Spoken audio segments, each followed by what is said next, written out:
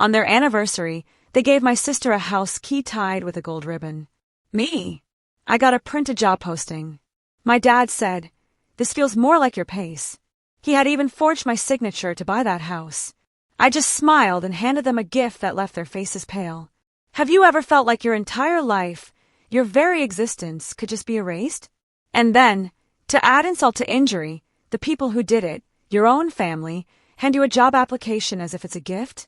What do you do when your own flesh and blood not only betray you, but then smile as they hand you the knife? The rain had been my only companion all the way from Virginia, drumming a relentless, angry rhythm against my windshield. It felt like the sky itself was trying to tell me something. I pulled into my parents' driveway in Pennsylvania just after 3 that afternoon, my headlights barely cutting through the thick, indifferent mist. The porch light, a faint, sickly glow, seemed to mock the gray curtain hanging over everything. My trunk clicked open with a weary sigh. 6 grueling hours. My hands were still damp from gripping the wheel, my shoulders tight with a tension that had nothing to do with driving. Chloe's spotless white SUV was already there, gleaming, even in the dim light. She probably flew in, completely bypassing the storm as usual. I stood there for a beat, watching her wipers slowly come to a halt. A strange, calm before the inevitable. I grabbed my overnight bag and the small gift I'd wrapped the night before. It was a photo album, something I'd spent weeks curating with pictures from our childhood, trying to recapture a sense of togetherness that felt increasingly distant. I knocked twice, then pushed the door open, just like I'd always done. Except this time, it didn't feel like home. It felt polite. "Harper, you made it," my mother, Susan, said, glancing up from the kitchen island. Her voice was too bright, a practiced cheerfulness that set my teeth on edge. Chloe was already perched on a bar stool, laughing at something David, my father, had said. She turned her head over her shoulder, waving dismissively, her diamond engagement ring catching the faint light like a tiny, arrogant star. "You look tired," she chirped. "Long drive," I mumbled, setting my bag down by the stairs, feeling the familiar weight of being observed, judged. "Hi, Dad." He just nodded, not bothering to stand. "You should have come last night. We had cocktails." I forced a smile, the muscles in my face aching. Caught in traffic through Delaware, added almost 2 extra hours. Chloe slid off the stool, her heels clicking sharply against the tile. She gave me a quick hug, arms barely touching, more of a formality than affection. Her fiancé, Liam, offered a firm handshake like I was a colleague he barely remembered from a networking mixer. My gaze drifted to the center of the island. There, wrapped perfectly in gold ribbon, was a box. The kind of wrapping you got from a high-end boutique, not a drugstore. Chloe kept glancing at it, her eyes gleaming with anticipation. "You didn't have to bring anything," Mom said, her eyes landing on the photo album in my hands. "But thank you." She took it, placing it beside a stack of paper towels as if it were a grocery list. I bit the inside of my cheek until I tasted copper. Dinner around 6 was a performance. Chloe had changed into a floral dress while I was still in my travel jeans and sweater, feeling rumpled and utterly out of place. Mom made pot roast, Chloe's favorite. Dad poured everyone wine except me. "Still on that health kick," he said, half laughing, as he handed me sparkling water.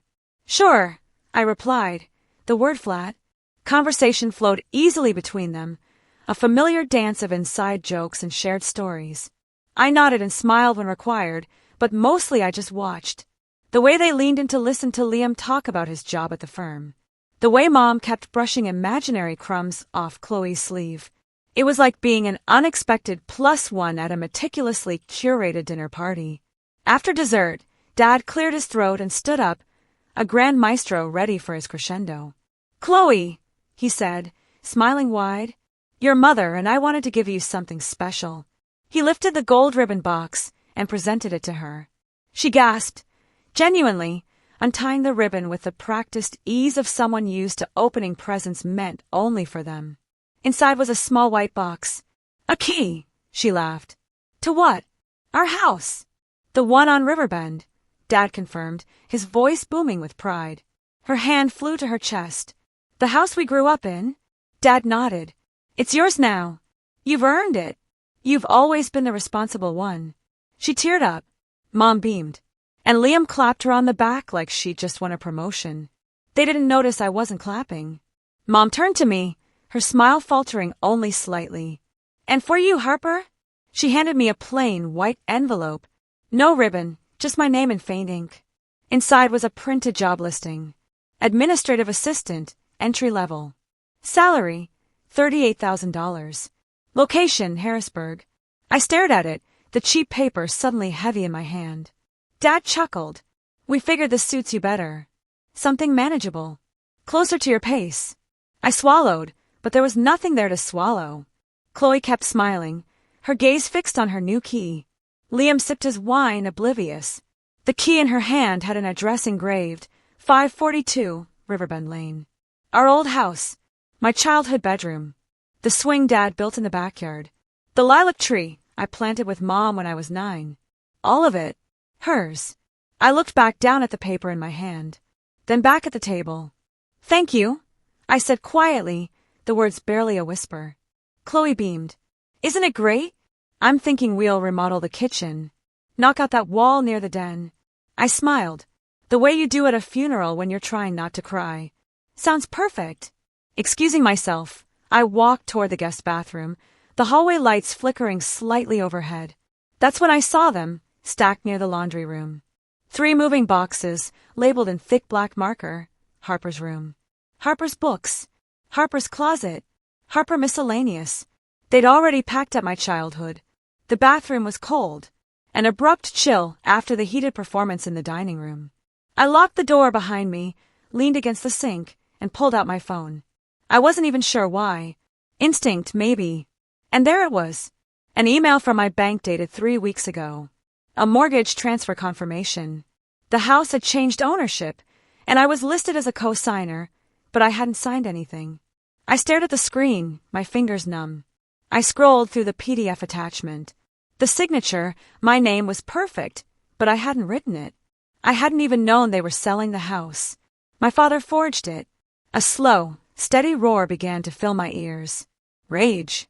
Quiet. Buried, rising. I splashed cold water on my face, dried it with a hand towel, and walked back out. Everyone was laughing about something Liam had said. I didn't ask. I picked up my bag, said I had an early meeting the next day. No one stopped me. As I reached for the front door, I heard my mother's voice, not whispering this time, just loud enough to carry. She should be grateful anyone still thinks of her. Outside, the rain had eased into a fine mist. The sky was turning dark blue, the kind of blue that makes streetlights glow early. I looked down. The gold ribbon from Chloe's box had fallen onto the porch, damp and curling at the edge. I bent down, picked it up, and slid it into my coat pocket. Not because it was pretty, not because I needed it, but because it was a tangible reminder of what they valued and what they thought I was worth. I looked at the ribbon in my hand and smiled. Not because I was happy, but because I finally understood exactly what kind of gift they'd given me. I dropped the ribbon into the ceramic dish by my door when I got home and finally exhaled. That kind of breath that sits low in your chest. The kind that only escapes when something in you breaks loose. Not violently, just quietly, like a string snapping in the dark. My apartment was still. Not the cozy kind of still, but the kind that feels like nobody had waited up for you. The kind that reminded you this was a space I returned to. Not a place anyone expected me to walk into. I hadn't changed clothes. My dress still smelled faintly of old perfume and rainwater.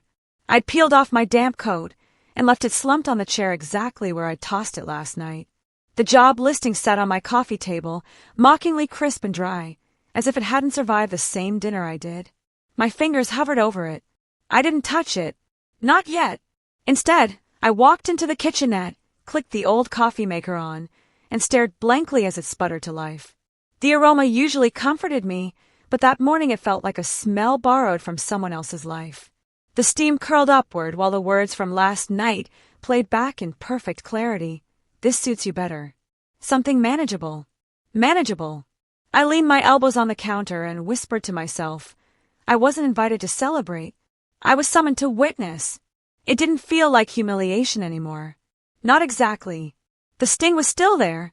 Yes, but beneath it, something sharper had started to form. A shape. A clarity. The mug warmed my palms as I sat down, pulling my knees up beneath me on the couch. A draft slipped in through the old window frame. I sipped and stared across the room where stacks of mail leaned slightly to the left, my own handwriting scribbled across the envelopes. Sharp, decisive strokes. I thought about the mortgage confirmation I'd seen, the one with my name, or someone pretending to be me. The signature had been too neat, too patient. It had none of the rush or rhythm my pen left behind. I stood slowly, reached for my journal on the bookshelf, and opened to a blank page. My pen hovered for a long moment before anything came out. Age 10. They missed my science fair. Chloe had ballet. Age 14. Mom told me not to wear that blue dress again. Said it made Chloe look washed out in pictures. Age 18. They skipped my birthday dinner. SAT prep for Chloe. Age 22. My graduation photo was never framed.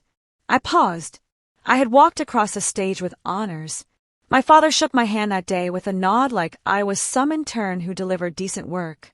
But Chloe's kindergarten recital photo still hung in the hallway in a gilded frame next to her high school prom crown. That wasn't memory. That was pattern. I dropped the pen, suddenly too tired to write. My eyes burned, but I didn't cry. The sound of my phone vibrating broke the silence. I reached for it without thinking. Thumbed open the screen. Chloe. A picture. Her new kitchen. Marble countertops. A caption in bubbly font. Still surreal. Can't wait for you to see it done. No apology. No, hey, sorry about the weird dinner. No acknowledgement of a key or the envelope or anything. Just a digital slap on the back. I started to type a reply. Enjoy it. You always get what you want. But my thumb hovered over the blue send arrow and then moved up to delete line by agonizing line. I stared at the blank message field for a beat, then backed out entirely. Instead, I opened an old folder I hadn't touched in months. Estate transfer, Grandpa's property. I'd made it when our grandfather passed years ago. My name was there next to Chloe's on the original deed transfer. Grandpa had left it to both of us. I remembered that day. We'd both signed at the same kitchen table. Chloe twirling a pen like it was a chore, and me reading every clause twice. I clicked through PDFs until I found the file labeled initial deed. Co-signers. There it was, black and white. This wasn't an oversight. This was surgical. I shut the laptop and sat still for a while. The refrigerator hummed softly behind me. Outside, someone scraped ice off a windshield. The sound distant and oddly comforting. Life didn't pause just because yours cracked open. I stood, walked to my little desk by the window, and printed out the mortgage document, the forged one, the signature pretending to be mine. I circled it in red ink, one clean, confident circle. Then I taped it next to the front door, right next to where the ribbons sat in the ceramic dish. On top of the page, I scrawled a single sentence, know where you were erased, and start there. I stepped back, looked at it for a long moment. The only thing more dangerous than a daughter they thought was weak is one who stops needing their permission to exist. The morning sunlight barely reached through the blinds, but I was already dressed, my hair pinned back, my shoes by the door. I hadn't slept much. There was a tremor just beneath my ribs. Not fear, but something colder. Focus. I folded the forged mortgage copy into my bag, grabbed my notepad, and locked up behind me. The Allegheny County Recorder's office was just past downtown, sandwiched between a dry cleaner and a pawn shop. It was the kind of place you never visited unless something had gone terribly wrong, or someone had made sure you wouldn't know until it was too late. The clerk behind the plexiglass had a name tag that read, Martha. Her glasses hung low on her nose as she looked me up and down. Hi, I said, my voice steady, polite. I'm trying to find records on a property. It used to be under my name. I believe there's been a fraudulent transfer. She didn't flinch. I guess she'd heard worse. Address. I gave it. She typed without looking at me. You got ID. I slid my driver's license under the glass. She scanned it, then tapped her keyboard again. Give me a second. While she printed something, I felt my hands getting warm with tension. My pulse drummed behind my ears. She returned with a few pages clipped together. This what you're looking for? I took it. The deed stared back at me. The original one, co-signed by Grandpa, myself, and Chloe after he passed. But the next page was newer, much newer. A title transfer. Date, 3 months ago. Buyer, Chloe Bishop. Seller, David Bishop. Price, $1.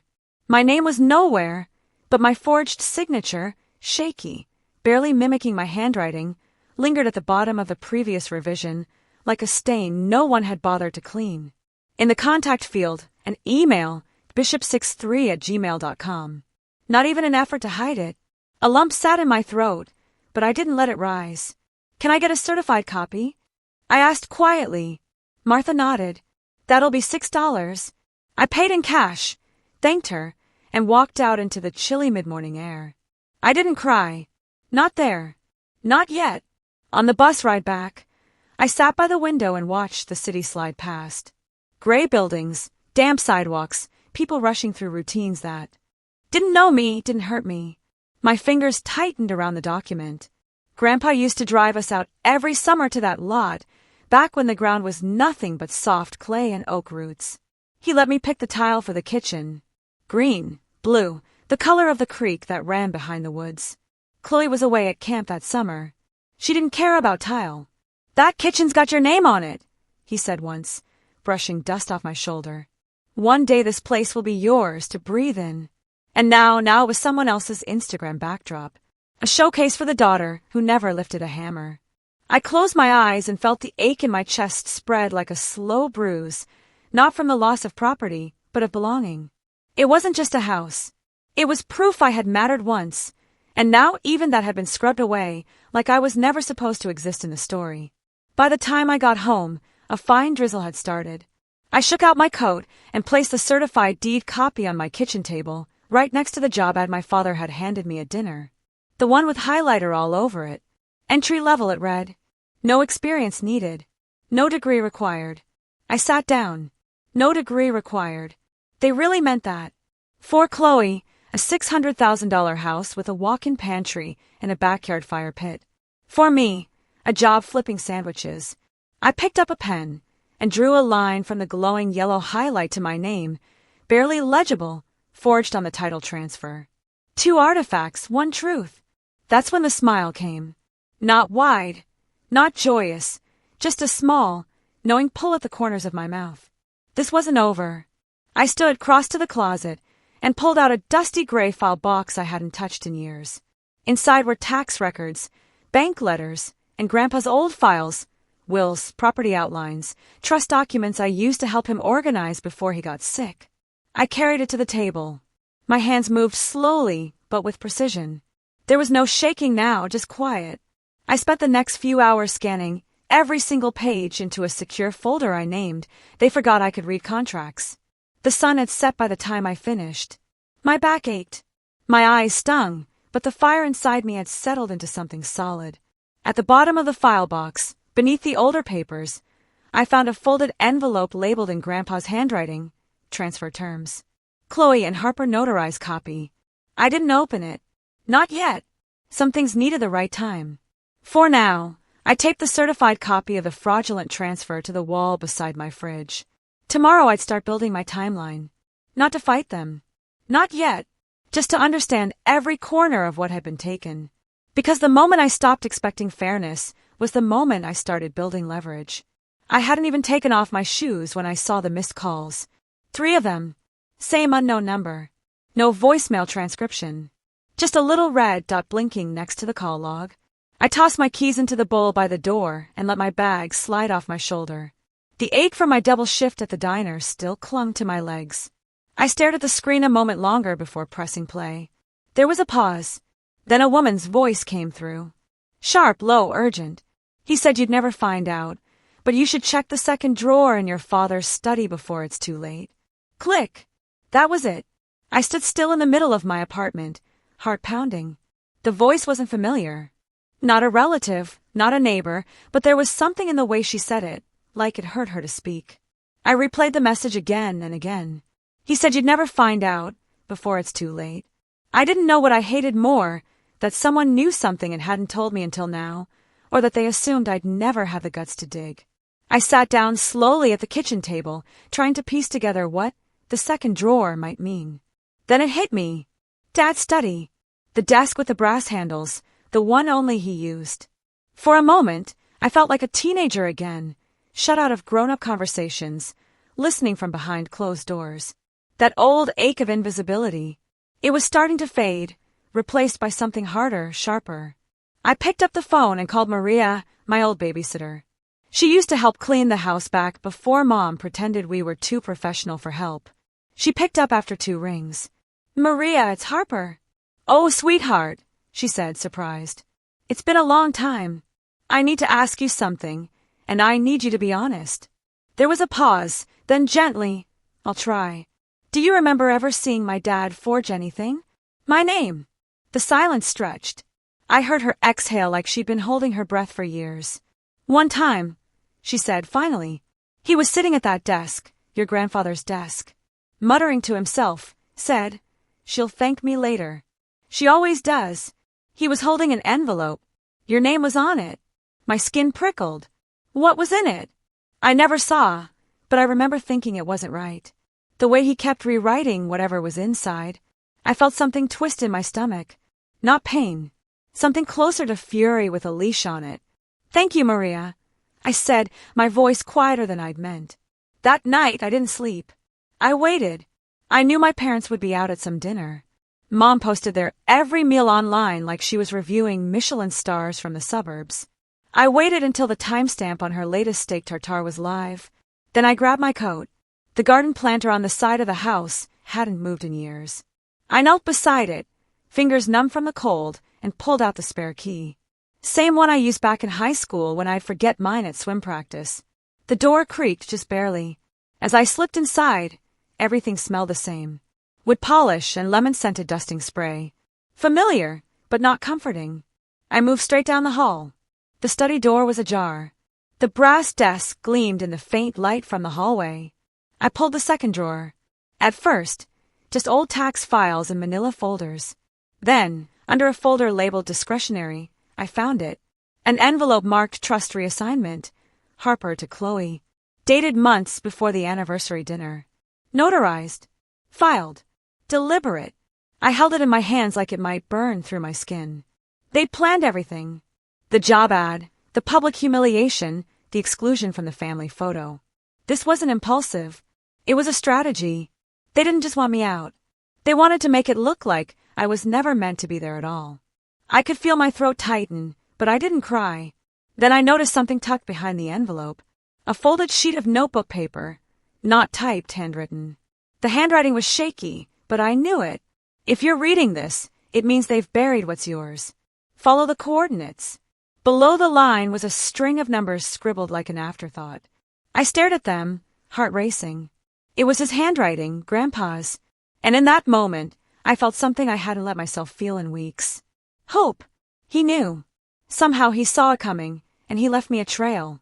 I tucked the envelope and the note inside my coat and pushed the drawer shut, careful to leave everything as it was. I backed out of the room, turned the key behind me, and slid the planter back into place. By the time I stepped onto the sidewalk, the wind had picked up. It cut across my cheeks, but I didn't shiver. I was too warm. I thought the worst part was the betrayal, but I hadn't even begun to peel back the lies. I didn't sleep much after I found the file in the study. The words on the envelope kept echoing in my head like a whisper through a locked door. Trust reassignment. Harper to Chloe. They had made the switch long before the family dinner. Long before they offered me that job posting like a cheap consolation prize. By Saturday morning, my decision was made. I booked a rental car and packed only what I needed. A change of clothes, my phone, a flashlight, and the sealed note with those handwritten coordinates. The GPS led me north, past the outskirts of town, beyond where streetlights stretched, down winding back roads where cell service flickered in and out. I hadn't been this far out in years. But when I turned down that gravel path and saw the cabin again, it all came rushing back. I must have been 8, maybe 9, the last time I was here. I remembered the way Grandpa would hold my hand just a little tighter as we approached the lake. He used to tell me this was his thinking place. No phones, no noise, just trees, water, and truth. The cabin had aged like an old photograph. Edges curling, colors faded. The wooden porch groaned beneath my steps. The key still sat behind the top plank, just where I'd seen him hide it once when I was little. I unlocked the door and stepped into stillness. Dust motes danced in the sunlight, cutting through slats in the boarded windows. A faded quilt still lay over the couch. There was a coffee mug with a crack down the side, still perched in the sink like it had been left yesterday. The silence was heavy, like the air knew I wasn't just visiting. I started with the floorboards near the fireplace. Something about that spot tugged at my memory. After a few careful pries with a fireplace poker, one board came loose, and there it was, a black folder, thick, bound shut with an old wax seal, and beside it, a dusty cassette recorder. My chest tightened. My fingers hesitated on the play button. Then I heard his voice. "Harper, if you're hearing this, it means the worst has happened." It was him, my grandfather. His voice was slower than I remembered, raspier but full of intent. "They erased you to secure the house and the future inheritance for Chloe. I never agreed to that. Never. I left you something only you can claim. It's not just about the house. It's about everything they stole from you, starting when you were a child." I stood frozen, barely breathing.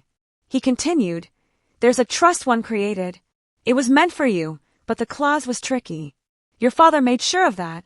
To claim it, you have to present yourself with identification before your 30th birthday. And if you're hearing this, Harper, you have 23 days left." I stared down at my hands like they'd turned to stone. 23 days. The same trust they buried. The same one my name had been wiped from. The tape clicked off, leaving the room painfully quiet. I sat there for a long while, maybe minutes, maybe longer. I could hear the creak of the cabin walls, the rustle of leaves outside, and in that quiet, old memories came crawling back, the kind I boxed up and pushed down deep. The time my father told me, "You're not like Chloe. You ask too many questions." The school project Chloe won an award for, one I had researched, drawn, and written from start to finish. The look on Mom's face every time I challenged something Chloe said. Her smile would freeze and she'd whisper, "Don't start something. Just let her have it." How many times had I swallowed things just to keep the peace? And what did that peace cost me? I opened the file next. Inside was a notarized letter from Grandpa's legal advisor confirming the existence and terms of the trust. The signature was dated nearly 10 years ago. Underneath it, I found copies of letters between Grandpa and the estate lawyer. Pages yellowed but still clear, and one handwritten note slipped between them. The lawyer moved to Arizona. "If you want to fight, you'll need him." My next move suddenly felt real, tangible. I was going to find him. They had counted on me being passive, being quiet, being too late. But now, for the first time in years, I wasn't behind. I wasn't guessing. I stood up slowly, tucking the documents into my bag. Before I stepped out, I took one last look around the cabin. My eyes landed on a photo frame turned backward on the dusty bookshelf. I flipped it over. It was me, 8 years old, laughing by the lakeside, mud on my knees. Grandpa's arms slung around my shoulders. I smiled, small and tired, and whispered, "I'm still here, Grandpa." Then I locked the door behind me. As I walked back to the car, wind whipped through the trees. It was colder than I remembered up here. But inside, I felt a heat building. They buried my name, but they forgot something. My name still breathes where they can't reach. I boarded the early flight to Arizona with nothing but a worn carry-on and the file tucked close to my chest like armor. I hadn't slept much the night before.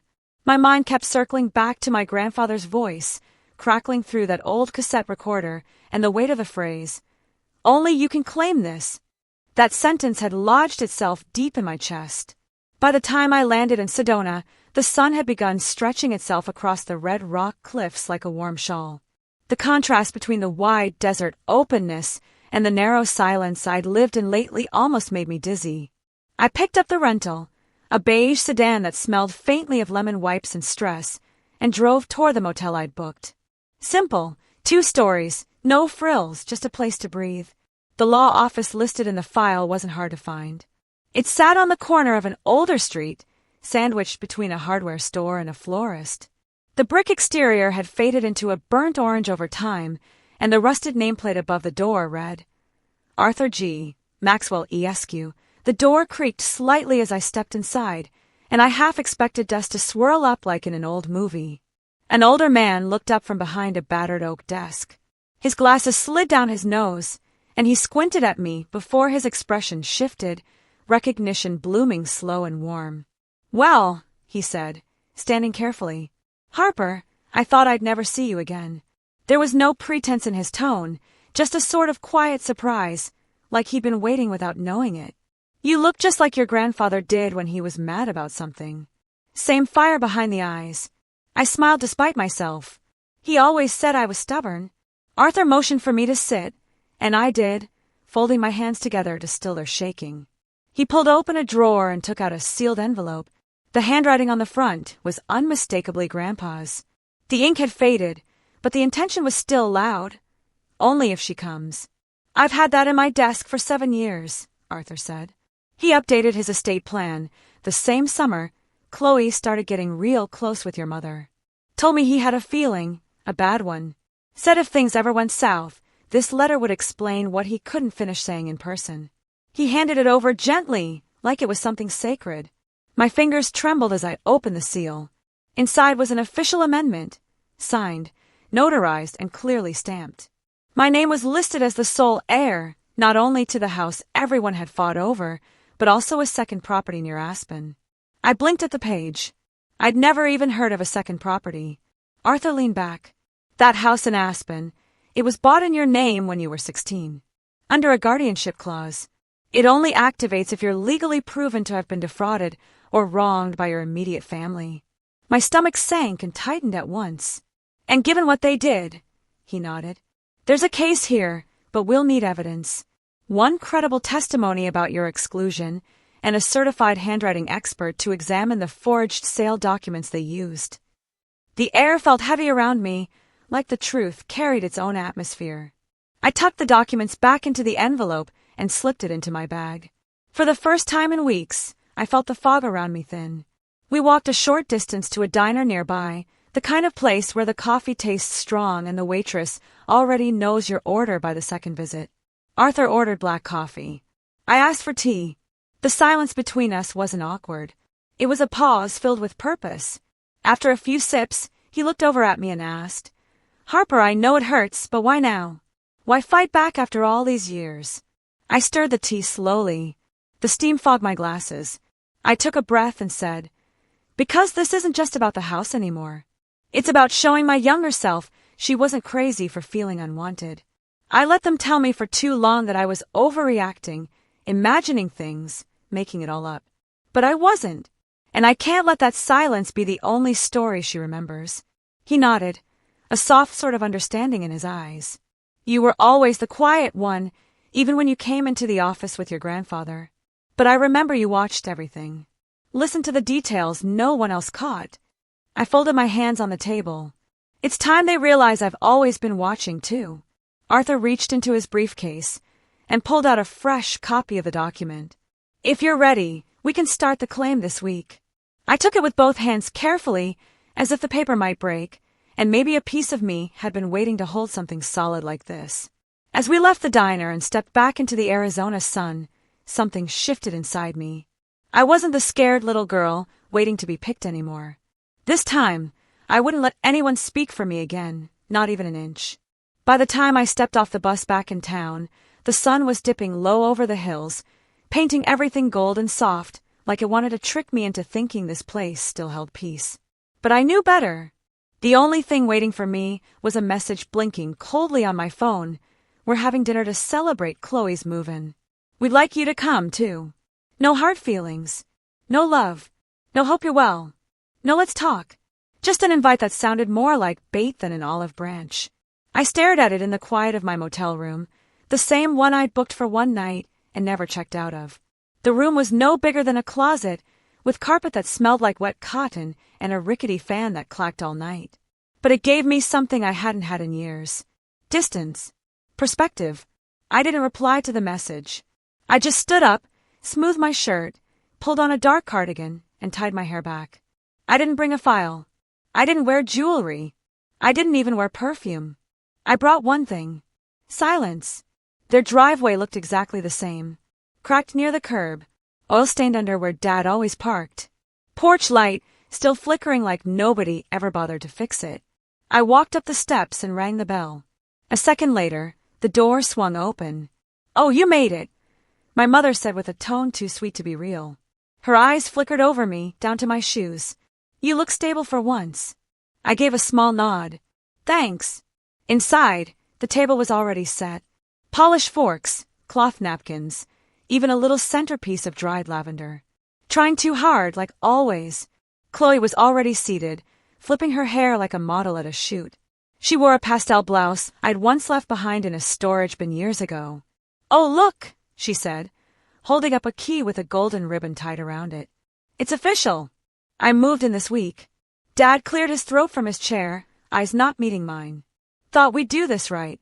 Make it inclusive. Start fresh." I sat down across from them and reached for the water glass, half expecting it to be laced with something metaphorical. It was just water, flat and cold. The chicken was dry. The peas were overcooked, but no one was there for the food. Halfway through the meal, I set my fork down and asked, "Did you update the deed yet?" "Just curious." Chloe didn't miss a beat. "Oh, already done. It's in my name now, officially. We didn't want it in limbo." Dad chuckled awkwardly like he was trying to pass it off as no big deal. "Had to sign a couple things for you.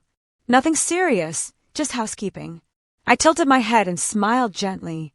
Did I use my left hand or right? His eyes twitched. "What to sign?" The handwriting analyst was wondering. I continued, because the signature wasn't consistent with any of my verified documents. "Odd, right?" You could hear the clink of Chloe's knife hitting the plate. Her mouth hung slightly open, then snapped shut. Mom tried to recover. "Let's not get dramatic. You're here. Let's move forward." But I wasn't interested in their stage directions anymore. I reached into my bag, pulled out a single folder, and laid it quietly on the table. "This is a cease and desist order," I said, still calm, still even. "It references forgery and the trust." Dad's face lost all its fake ease. Mom opened her mouth, but no words came. I leaned slightly forward. This is me saying no on paper, with my actual hand. For a second, no one breathed. Even the air seemed to pause, unsure of where this was going. Then Chloe scoffed, trying to regain footing. "That won't hold up. You don't have proof." I reached into my cardigan pocket and gently tapped my phone. "This conversation, it's being recorded. Every word, including when Dad admitted to signing for me." She paled, her jaw clenched. "You're spying now. That's disgusting." I looked at her squarely. "You want the house. I want the truth. I guess we both have our priorities." I didn't wait for them to respond. I rose, tucked my phone back into my pocket, and left the envelope behind. I walked out before dessert. Behind me, the room stayed silent, except for the sound of paper trembling in Chloe's hand. I didn't slam the door when I left. I didn't need to, because this time it would never open the same way again. 3 weeks passed quietly. No more dinner invitations. No texts from my mother. No snide emails from Chloe. Just silence. And that was enough. The courthouse smelled like dust and lemon floor cleaner, like every civic building in the country. I sat on the wooden bench outside courtroom 4B with Miss Hartman, my attorney, next to me, flipping through the final set of documents. She didn't speak unless necessary. I appreciated that. We'd prepared. There was nothing more to say. Across the narrow hallway, they sat lined up like a trio in a portrait nobody asked for. My mother, stiff-backed, her purse clutched like a shield. My father staring at the floor, his knee tapping out a rhythm of guilt. And Chloe, still smiling. That same crooked smirk she'd worn since the day she wrapped my house keys in a gold ribbon and announced they were hers. I didn't return her gaze. I didn't need to. I was already past whatever they thought this day would be. The bailiff opened the doors. Harper Jameson versus Chloe Jameson and David and Susan Jameson. Civil hearing, room 4B. Inside, the room echoed with quiet authority. The judge, gray suit, rimless glasses, voice like gravel, nodded for us to begin. Miss Hartman opened cleanly, stating our case with a clarity that left no room for interpretation. Then came the exhibits. First, the signature report. She passed the forensic analysis to the judge and explained. The signature on the deed dated April 2nd, which the defendant's claim belongs to Miss Jameson, does not match any of her verified legal signatures on file. Not even close. It was likely written by someone untrained in dominant hand mimicry. The judge studied the document for a beat too long. His brow didn't move, but the stillness said everything. Next came Maria. She wore a navy cardigan and shook as she took the stand, but her voice didn't falter. I was in the hallway that day. I heard Mr. Jameson say to Mrs. Jameson, "Don't worry, she doesn't need to be involved. We'll take care of it for her." Then Miss Hartman played the audio. The room went silent except for the low-quality recording. My father's voice rang out. "We signed for you. You didn't need to be involved." There was a long pause after it ended. Even the court reporter looked up for a second. My parents didn't move. Chloe squinted like she wanted to object, but couldn't find a reason that didn't sound ridiculous. When it was my turn, I stood slowly. My knees didn't shake. I spoke plainly. I never gave permission to transfer the house. I never saw the deed until after it was filed. I didn't sign it, and I didn't authorize anyone to sign on my behalf. Then I handed the judge the envelope with Arthur Maxwell's original trust amendment and the final clause he'd filed shortly before passing, one that had been buried and conveniently ignored. "This document," I said, "clearly names me as the rightful heir not only to the home in question, but also to the Aspen property my grandfather purchased 10 years prior." The judge examined the clause carefully. Then he turned to the opposing counsel. "Did your clients disclose this?" Their lawyer stumbled. "Your Honor, we were under the impression that document had been superseded." The judge didn't blink. It wasn't. And forging a signature, especially in a civil matter concerning estate property, is no small oversight. He tapped his gavel once. "The trust manipulation is invalid.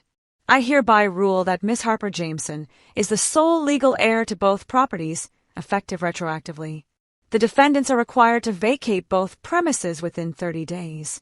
My mother's mouth fell open. My father looked like he aged 10 years and 5 seconds. And Chloe, she dropped her gaze for the first time since the hearing began. I didn't smile. I just gathered my papers. As the room began to clear, I walked over to their table. My hands didn't shake when I reached into my tote and pulled out the gold ribbon, the same one Chloe used to mock me. I set it down gently between them. Didn't say a word. It wasn't for them. It was for me. Let them keep the ribbon, the illusion, the performance, the hollow inheritance they thought they'd orchestrated. I had the real thing. I left the courthouse alone. No cameras, no crowds, just the sound of my heels clicking against linoleum and the faint buzz of fluorescent lights overhead. The parking lot was mostly empty. The sky above was soft with evening light.